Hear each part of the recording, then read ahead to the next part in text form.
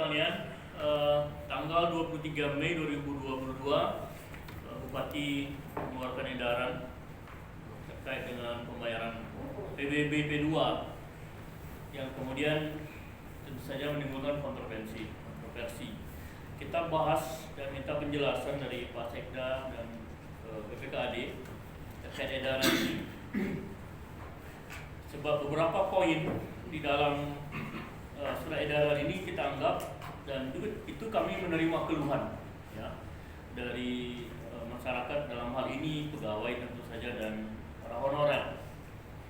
Di antaranya pertama bahwa sesuai dengan poin kedua barangkali di edaran ini, yang kemudian dilanjutkan juga Dinas Pendidikan membuat edaran penjelasan lagi bahwa masing-masing orang wajib kira-kira seperti itu melampirkan objek PBB milik sendiri, akan tetapi dapat atas nama suami atau istri atau orang tua, sanak, saudara ataupun orang lain jika yang bersangkutan memang tidak memiliki objek pajak PBB P2.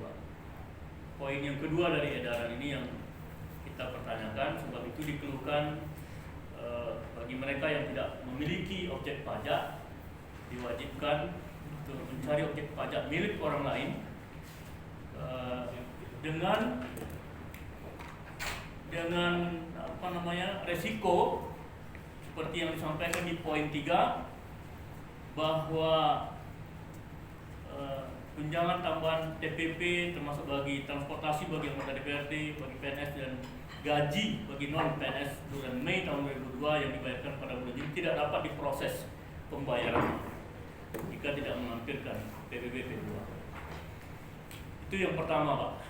Kita ingin minta penjelasan terkait ini. Nah, ini keluhannya cukup serius bagi kalangan ASN yang kita dapatkan termasuk honorer. Dan yang kedua, mereka yang satu keluarga tetapi tidak memiliki objek pajak yang lebih dari satu. Terus itu yang kedua. Yang ketiga, mereka bertempat tinggal di Pekanbaru, itu cukup banyak. Apakah PBB Pekanbaru yang harus dilampirkan ini juga tidak menyasar kepada target pencapaian PAD dari PBB yang kita tambah. Kira-kira 3 poin itu dulu, nanti sambil berkembang diskusi kita minta penjelasan dan solusi terhadap permasalahan ini. Sebelum kita mengarah kepada solusi, kita ingin minta penjelasan terlebih dahulu dari Pak Sekda. Saya persilakan. Assalamualaikum warahmatullahi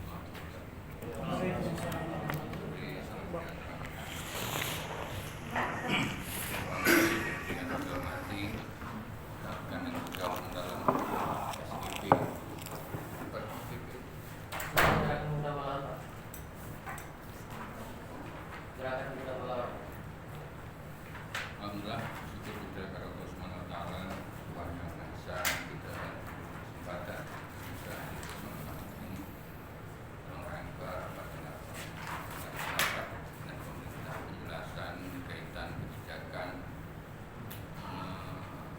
menyertakan struktur PBB. Jadi dasar kebijakan itu dibuat. Kita tunggakan PBB kita relatif tinggi, relatif kita tinggi di masyarakat. Petugas kita di bawah, perusahaan bayar, masyarakat membayar, ASN, tanda kutip. Kita mau ASN ini juga yang hidup di sini oleh gaji di sini sedikit berpartisipasi untuk negeri ini. Ya. Di MCP KPK. Apa itu, Pak? MCP KPK, Pak, Monitoring Center for Forensic, aplikasi atau dashboard yang dimiliki oleh KPK yang digunakan sebagai alat monitor untuk kinerja pemerintahan. Tunggakan utang itu menjadi acuan. Itu sesuatu hal yang setiap 3 bulan sekali dievaluasi. dievaluasi. Jadi kebijakan ini sesungguhnya tidak semata untuk mendapatkan uang dari pemerintah. Kami mau, pemerintah daerah mau ASN honorer juga jadi duta pajak, perusahaan bayar, orang swasta bayar, ASN negara bayar. Hari ini alhamdulillah untuk sementara dengan dibuat yang seperti ini, rekan-rekan ASN ini mulai banyak di DPKAD itu intens, orang mulai bayar mulai banyak. Kalau kita tanya apakah ini menghasilkan pendapatan yang besar, enggak Pak. Enggak Pak. Kalau ada yang menganggapan pemerintah bodoh kali mencari uang dengan memaksa pegawai biar enggak Pak. 1 bulan TPP tak kami bayarkan 2 kali itu di jumlahnya. Mohon maaf, Kabupaten Pelalawan masih konsisten Bapak membayar TPP 12 bulan, masih konsisten di tengah sulit apapun kepedulian kita terhadap ASN kita. Kabupaten lain tak melakukan itu loh. Ada kabupaten malah kota yang membayar TPP-nya itu dianggarkan 8 bulan, dibayar 5 bulan. Kita konsisten membayar 12 bulan. Yang kita minta dari partisipasi ASN kita hidup di sini, salah satu sumber gajinya PAD-nya berpartisipasi siapa? Tidak kami minta sumbangan Bapak, bayar kewajibannya yang kami minta dibayarkan. Kewajiban, bukan gajinya dipotong, enggak. Kewajibannya yang kita minta. Kalau dia punya rumah kecil bayar. Hari ini begitu edaran ini kita buat, alhamdulillah di DPKAD itu intensitas ASN dan honorer yang membayar itu tidak minta potong gaji. Itu yang tidak boleh kita kelirukan ya Pak. Yang kita dorong itu beliau sebagai ASN kita sebagai duta pajak, dia membayar kewajibannya. Kalau saya punya rumah bayar PPP rumah saya, tapi kan tak semua kita punya rumah. Kan ini persoalan. Yang tak punya rumah, kalau orang tuanya punya rumah, pinjamlah PPP orang tua. Kalau tak punya, doronglah tetangganya ke PPP. Sesederhana itu sudah. Sampai tingkat yang terakhir, selemah-lemah iman, aku tak bisa apa-apa, kawannya bisa bantu, tidak ada masalah. Sesederhana itu sudah kebijakan. Ini bukan kebijakan yang memberatkan dan tidak untuk menargetkan kami Pemda dapat berapa dari PPP, tidak. Jumlahnya sangat kecil, sangat kecil. Tidak sampai 600, 700, 800 juta tak sampai itu 14, tidak sampai. Jadi kalau hanya untuk mencari 800, asik mencari uang 800 juta, tak kebijakan ini bisa Pak, kita bayar TPP-nya 1 bulan. Lebih dari itu kita dapat. Ya. Jadi artinya ini bukanlah keinginan pemerintah daerah untuk semata mencari uang, tidak, tapi untuk mendorong. Kalau kita bisa mendorong masyarakat awam membayar pajak, kenapa kita tak bisa mendorong ASN kita yang hidup di sini, bayar loh pajak kalian. Dan untuk yang tinggal di Pekanbaru, kami sampaikan, tidak harus juga PBB Pelalawan, iya bayar. PBB rumahnya di Pekanbaru bayar lah, kan itu untuk negara. Kita ini kaya. Jadi kalau ini kita tarik menjadi hal yang memberatkan, dia akan memberatkan memang. Tapi sesungguhnya tak ada kebijakan ini pun, kewajiban membayar PPP itu tetap ada pada diri setiap orang yang punya aset.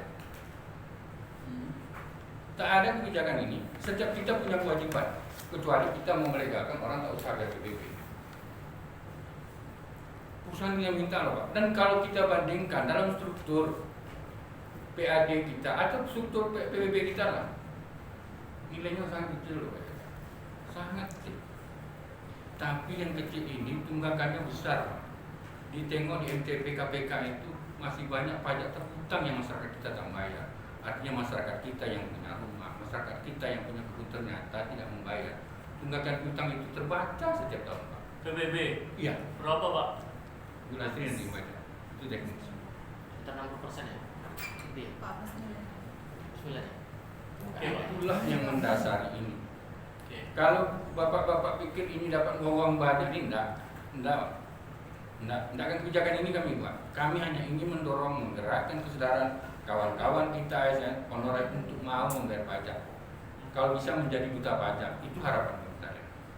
Itu kaitan dengan PPP. Bisa saya tanggapi Pak? Siap. Persoalannya ketika Bapak melampirkan poin ketiga ini gaji mereka tidak bisa diproses, Pak. Di situ muncul masalah. Itu hak mereka loh, Pak. Kebijakan awalnya seperti itu. Oh, kebijakan awal oke, Pak. Pasti harus terkait dengan teknis masalahnya, Pak. Ini hak orang.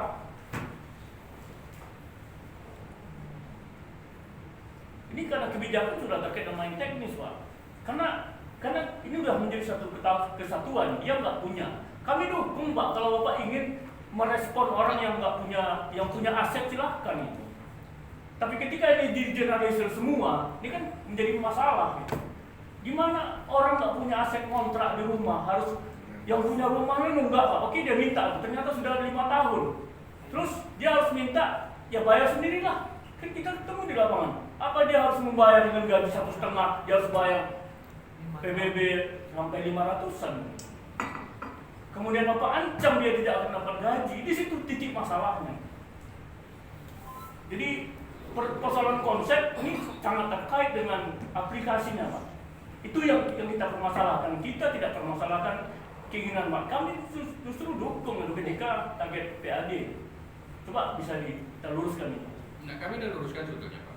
Jadi makanya saya bilang di kebijakan terakhir ini kan ada beberapa surat edaran nanti kawan-kawan di PKL. Saya surat edaran pertama ini buat, saya maklum betul. Artinya persoalan orang begitu menjerit itu di saat terakhir ini. Kalau ini dari kemarin, saya satu hal, ini sosialisasinya